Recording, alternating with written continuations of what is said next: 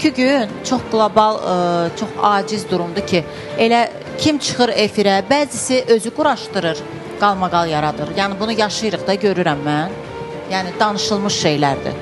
Öncədən danışırlar, sonra çıxırlar, güya ki, mən özüm əlim üzümdə qalır ki, bayaqdan inanırdım ki, həqiqətən kimsə bir-birinə girib, sən demə bu şouymuş.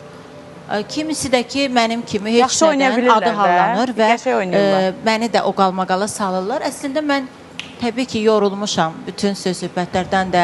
Mahnımı qınayırsınız, özümü qınayırsınız.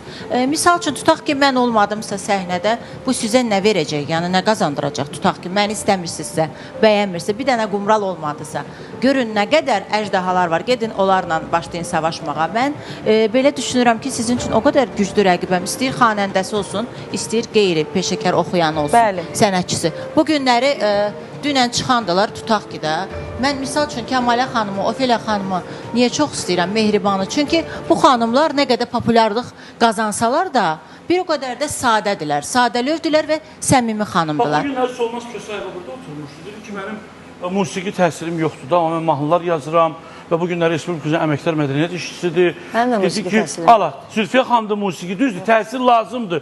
Öyrənmək mütləq, notu bilməlisən, ardından oxuyursan filan. Amma biz bu günləri bu xanımları, mən o gün bir söz dedim, bizə dünənləri Könül adında bir, Könül idi adı qızın, Könül Əliyeva gəlmişdi. İnternatda böyüyüb qız, bir səsi var, durdu, oxudu, canlı oxuya bildi, misal üçün də.